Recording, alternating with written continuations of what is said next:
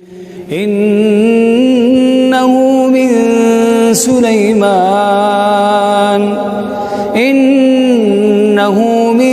Sulaiman wa innahu bismillahirrahmanirrahim.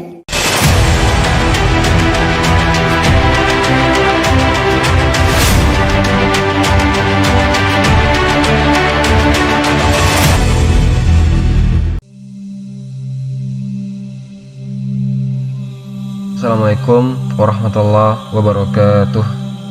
Alhamdulillahi wahda, wassalatu wassalamu ala rasulillah. Allah subhanahu wa ta'ala berfirman di dalam surah Al-Qasas ayat 76 sampai 83, yang mana di ayat ini Allah subhanahu wa ta'ala menceritakan tentang kisahnya Qarun.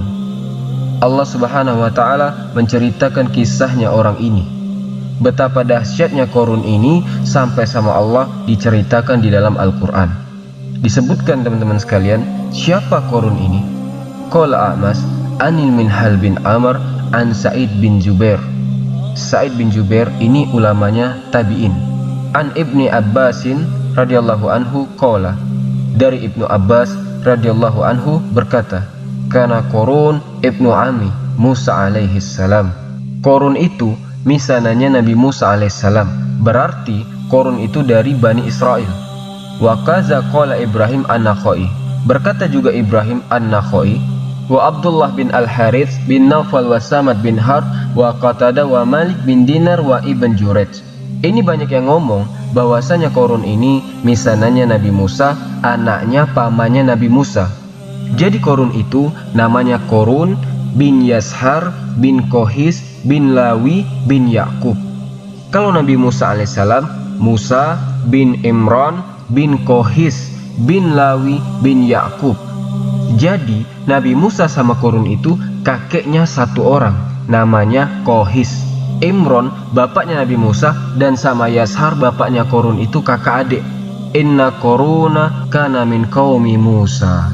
Jadi Qarun itu kaumnya Nabi Musa. Fabagha alaihim, tapi dia berpaling memusuhi Nabi Musa. Disebutkan di sini qala Qatadah, nama lainnya Qarun itu adalah Munawwir atau Munawwar li husni sautihi bit Taurat, karena dia kalau baca Taurat suaranya bagus. Qarun ini ngajinya pinter. Walakin aduwallah munafikun, tapi dia adalah musuh Allah, orang munafik sama seperti As-Samiri. Dan Qarun ini diuji sama Allah, dihancurkan sama Allah dengan ujian banyak harta. Disebutkan di sini, dari saking banyak uangnya Allah musnahkan dia. Allah bikin dia melesat, tersesat. Syahr bin Hashab, seorang ahli tafsir, mengatakan bahwasanya salah satu bentuk kesombongan dia itu memanjangkan pakaiannya satu jengkal dari mata kakinya. Jadi kalau jalan itu jubahnya keseret di tanah, saking panjangnya jubahnya. Dia lakukan itu biar dia lebih merasa terhormat, lebih merasa di atas dibandingkan kaum-kaumnya yang miskin. Wa atainahu minal khunuzi, Allah subhanahu wa ta'ala yang ngasih tahu bahwasanya beliau banyak hartanya. Ya, ma inna mafatihahu, yang kunci-kunci gudangnya harta Qarun itu kalau dipikul sama puluhan orang yang kuat-kuat, yang kekar-kekar, bukan orang-orang biasa. Ulil kuwah, orang yang punya kekuatan, badannya besar, mikul kuncinya, bukan hartanya. Kuncinya yang dipikul orang-orang yang besar-besar dan sampai miring-miring jalannya dari saking beratnya kunci itu. Dan disebutkan bahwa kuncinya itu terbuat dari kulit-kulit hewan. Ada yang bilang juga kalau orang yang tidak mampu angkat kuncinya itu dinaikkan ke bihol. Bihol itu lebih besar daripada himar, keledai lebih kecil daripada kuda. Itu yang mikul kuncinya saja. Yang mana kalau mereka tidak mampu, maka terkadang diangkut oleh 60 bihol. Bisa dibayangkan teman-teman sebesar apa gudangnya Qarun, gudang hartanya, wallahu alam. Jadi teman-teman, jangan dipikir kita kaya, banyak rezeki, berarti Allah sayang sama kita, belum tentu. Kalau kita banyak rezeki, Allah kasih kemudahan kita untuk bersedekah, baru itu bukti Allah cinta sama kita. Mudah keluarkan uang untuk fisabilillah, baru silakan merasa demikian. Tapi kalau kita punya banyak uang, terus kita sombong, jangan merasa Allah Subhanahu wa Ta'ala cinta sama kita. Sama seperti yang dialami Qarun, diuji sama kekayaan. Lalu teman-teman sekalian, dijelaskan bahwasanya izqala lahu qaumuhu la tafrah. Kata Allah Subhanahu wa Ta'ala, kaumnya menasihati Qarun, kamu jangan sombong, jangan berbangga-bangga sama hartamu ini, karena Allah tidak senang sama orang yang sombong, yang membuat engkau merasa lebih baik, berbangga-bangga engkau merasa lebih dari yang lain. Dinasihati sama kaumnya. Dan juga para ulama di kaumnya juga menasihati Qarun, wabtaghi fima atakallahu ad-darul akhirah. Jadikan apa yang Allah berikan kepadamu itu untuk akhirat, agar tujuan hidupmu itu untuk mendapatkan ridho Allah Subhanahu wa Ta'ala di akhirat nanti. Fa innahu khairun wa abqa, karena sungguh itu lebih baik dan lebih kekal. Wa ma'ahadza wa la tansa nasibaka minad dunya, tapi jangan lupa juga kita ini tinggal di dunia. Silahkan pakai dari hartamu apa yang Allah halalkan, silahkan nikmati dengan yang baik-baik dan yang halal. Kata yang nasihati Qarun, wa ahsin kama ahsanallahu ilaik, berbuat baiklah engkau wahai Qarun kepada hamba-hamba Allah. Allahu khaliquhum, Allah yang menciptakan mereka. Wala tabghil fasada fil ard, dan jangan engkau merusak di muka bumi wahai Qarun. Jangan kau berbuat jelek kepada kaummu, kepada hamba-hamba Allah Subhanahu wa Ta'ala. Hati-hati, nanti Allah Subhanahu wa Ta'ala menghukummu atas apa yang engkau telah lakukan di muka bumi. Dan tidak cukup Allah hukum, Allah akan tarik semua apa yang Allah berikan kepadamu. Dan ditutup ayatnya, innallaha la yuhibbul mufsidin. Allah tidak suka orang-orang yang merusak di muka bumi. Teman-teman sekalian, dinasehati jangan sombong, berbuat baiklah kamu, jangan merusak di muka bumi, dinasehati sama kaumnya. Tapi kita lihat jawabannya Qarun, jawaban yang kurang ajar, bikin sakit hati, jawaban yang melambangkan kesombongan. Qala innama utituhu ala ilmin indi. Orang-orang, kalian semua mau nasihati ana panjang lebar, ndak usah, ndak perlu. Jangan hasad sama ana. Ini harta semua ana dapati karena ilmu ana, bukan karena yang kayak kalian bilang. Ana ndak perlu dengerin tuh omongan-omongan kalian.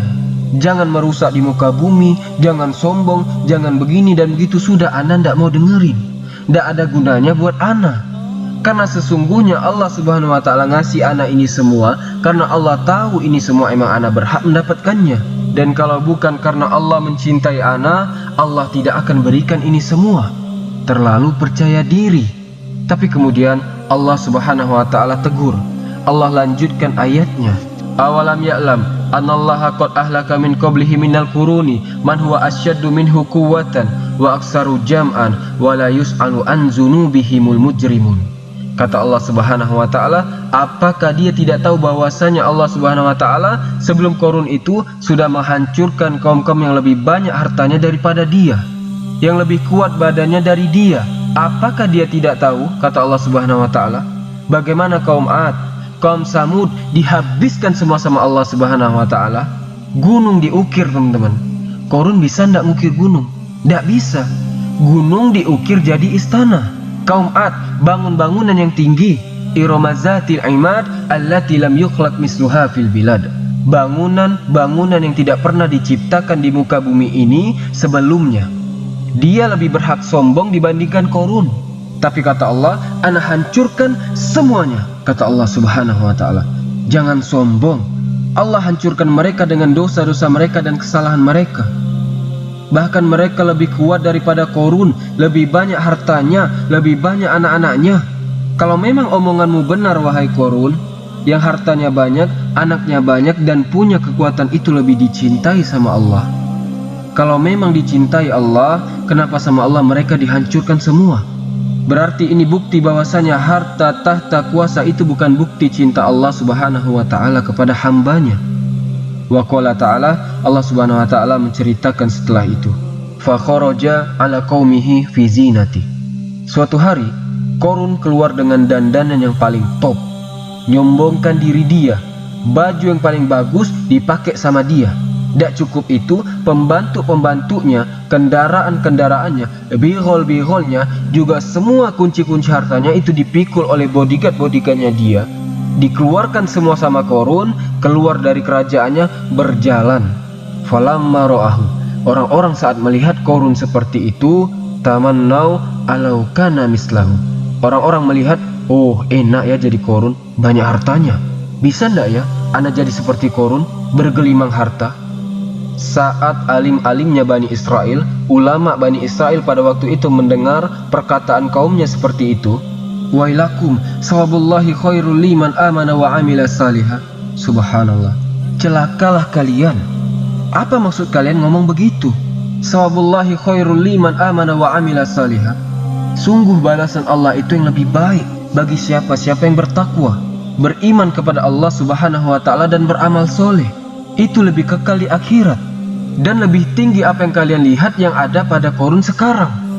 Wala yulaqaha illa sabirun, dan tidaklah mendengar perkataan ini kecuali orang-orang yang soleh, orang-orang yang baik, orang-orang yang sabar menerima takdir dari Allah Subhanahu wa ta'ala.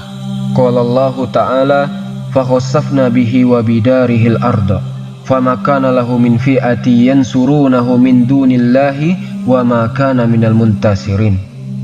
Maka apa yang terjadi kepada Korun? Dikeluarkan semua hartanya sama dia, dikasih tahu semua ke Bani Israel, hei, nih, kalian ndak punya apa-apa semua, orang miskin. Ini lihat harta ana, ini atas jerih payah ana, atas ilmu yang ana miliki. Intinya dia menunjuk dirinya sendiri, semua jerih payahku, meremehkan orang lain dengan sombong. Lalu apa yang terjadi? Kata Allah, kami benamkan dia sama hartanya semuanya, ditenggelamkan sama Allah Subhanahu wa ta'ala. Habis hartanya semua tenggelam. Kemudian ada sebuah kisah Israiliyat. Jadi teman-teman, ada yang bilang Korun ini iri sama Nabi Musa. Iri apa? Dia iri kenapa kok misalnya dua orang jadi nabi, Musa dan Harun alaihissalam. Kok anak enggak? Ada rasa iri ke sana, dia enggak terima ya, dengki. Nabi luar biasa, omongannya didengerin sama kaumnya. Suatu hari Korun ini mengutus seorang wanita, dikasih uang sama Korun, kamu datangi sana majelisnya Musa. Kamu ngaku sudah ditiduri sama Nabi Musa, dan kamu sekarang hamil karena ditiduri sama Nabi Musa. Kamu lakukan itu, maka saya kasih uang yang banyak. Ia setuju. Akhirnya berangkat perempuan ini ke majelisnya Nabi Musa alaihissalam. Saat itu Nabi Musa lagi kumpul semua sama kaumnya. Tahu-tahu perempuan tadi berdiri terus ngomong bahwa ia telah ditiduri oleh Nabi Musa alaihissalam. Dituduh berzina Nabi Musa. Innaha qalat lahu zalik. Kaget semua teman-teman. Antum bisa bayangkan gimana tegangnya Nabi Musa alaihissalam, dituduh seperti itu di depan umatnya semua. Gimana malunya dan gimana dosanya Korun menuduh seorang rasul telah berzina dengan seorang wanita, difitnah.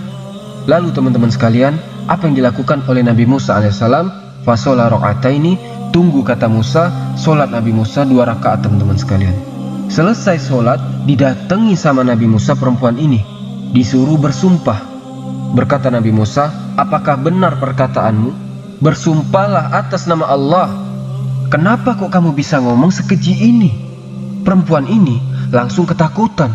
Dengar Nabi Musa ngomong, gemetar dia.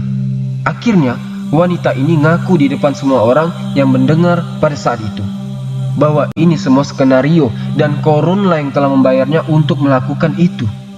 Maafkan ana wahai Musa, wastaghfaratillah wa tabat ilaih. Akhirnya perempuan ini bertaubat kepada Allah Subhanahu wa ta'ala. Saat perempuan ini ngaku dia berbohong, Nabi Musa langsung sujud kepada Allah Subhanahu wa ta'ala, lalu angkat tangan berdoa kepada Allah, mendoakan kejelekan pada Korun. Yang mana kisahnya di sini dikisahkan beberapa versi. Ada yang Israiliyat tapi tidak apa-apa kita kisahkan. Setelah Musa tahu apa yang dilakukan Fir'aun dengan memfitnahnya, Korun ini ngumpulin harta-hartanya semua, dikeluarin semua harta-hartanya itu tadi, mau pamer dia. Nongkrongnya di dekat tempat kajiannya Nabi Musa alaihissalam. Ngasih lihat ke kaumnya, hei kalian, ini lihat harta ana. Sampai orang-orang yang tadinya fokus ke Nabi Musa jadi beralih fokus melihat Korun. Hartanya dijejer sama dia semua. Lalu teman-teman sekalian, Musa memanggil Korun. Wahai Korun, apa yang kau lakukan? Ada apa ini? pamer-pamer begini untuk apa? Dijawab sama Korun, Musa, ketahuilah wahai Musa, iya betul engkau lebih baik daripada aku dengan kenabian yang Allah berikan kepadamu. Tapi aku telah diberikan kepada Allah lebih darimu lewat harta. Allah memuliakanku dengan harta yang banyak.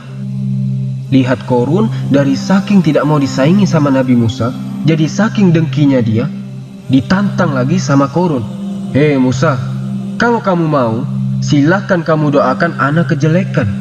Ana tidak takut atas tuduhan yang perempuan tadi lakukan itu. Silahkan doakan ana, katanya Korun.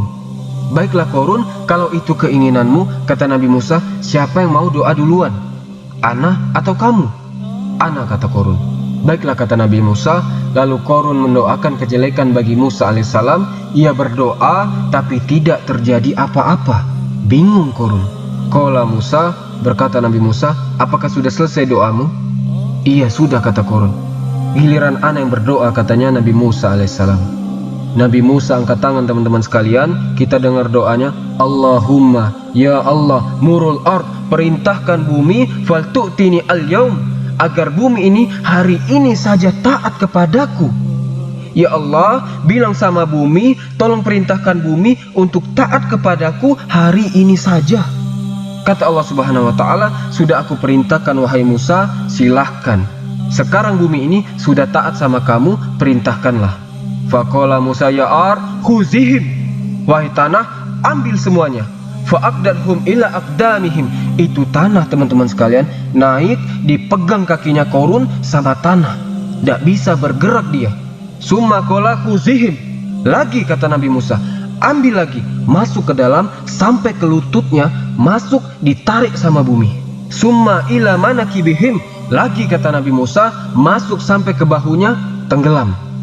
Summa qala akbili bi khunuzihim wa amwalihim. Wahai bumi, habiskan semua harta-hartanya, tenggelamkan semua hartanya. Fa aqbala biha hatta nazuru ilaih. Ditelan sama bumi, teman-teman sekalian, dan semuanya menyaksikan. Summa asyara Musa biyadihi.